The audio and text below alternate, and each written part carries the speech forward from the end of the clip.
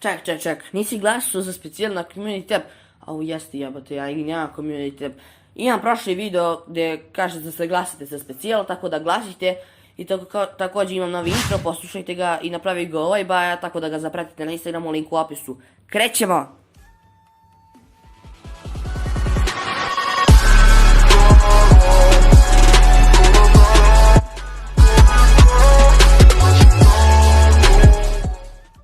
Prvo ću ukratko nešto reći o njemu. On je nastao neplanirano jer njegova majka bila prostitutka, a njegov otac nikada nije bio prikazan. Kada je njegova majka preminula, došao je njen brat ili nama poznati Kenny Ackerman. Kenny je pazio na Levija, sve dok nije Levi naučio da brine o sebi. Levi u to vrijeme bio tvrdoglavio od Erena. Levi je ubrzo upoznao Ervina, koji ga je primio u istraživački korpus i na tim misijama je Levi naučio koliko je svijet izvan zidina brutalan. I to ga je učinilo da postane prava sekačka mašina. Sada možemo da idemo dalje. Svako ko je gledao moj zadnji video vezan za Attack on Titan 4. sezonu čuje kako je Levi nije pojavio u trileru sem u flashbacku iz 2. sezone. Kao što sam rekao, ovo je teorija, a iz ove teorije stoji jedan čvrst dokaz, a to je Erenovo divljanje u novom War arku.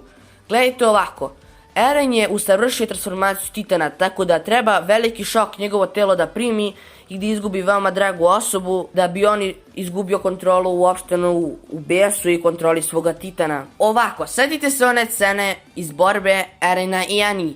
Kada je Armin otkrio ko je ženski Titan, Annie čim je shvatila da je provaljena, ušla u transformaciju Titana i srušila most, a zatim velika količina materijala je pala na Erena. Eren jako je bio krvav, on nije mogao da uđe u transformaciju Titana, jer njegovo telo nije shvatilo koliki je on šok dobio. Njegovo telo čim je bilo svesno šoka i uz pomoć njegove volje uspio je da uđe u transformaciju Titana. Ale, zašto je ovo vezano za Levija? Pa ovako, jedine osobe koje mogu zadati ogroman šok Erenu ako umru jesu Levi, Mikasa i Armin.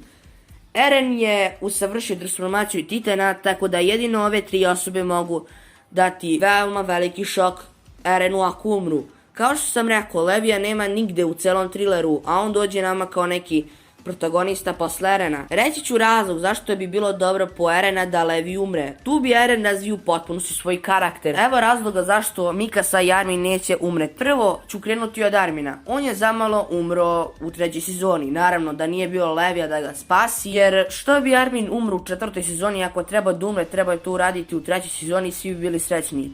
A Mikasa, da ona umre, šip između Erena i Mikase bi se zaustavio, 4. sezona bi bila u velikom hejtu. Tako gledajući subjektivno, niko ne bi volio Levi da umre, a gledajući objektivno, njegova smrt bi bila veoma ključna u razvoju Erenovog karaktera i razvoja priče. Moja pretpostavka da će on da umre pred krajem War arka, to jeste u borbi protiv Rainera. Eren vidjevši kako Rainer ubija Levija, Eren dobija toliki šok i bes da u potpunosti izgubi kontrolu nad svojim Titanom. I tada Eren blago Raineru. Sad ću da ti jebem mater. Svi znaju da sam peder.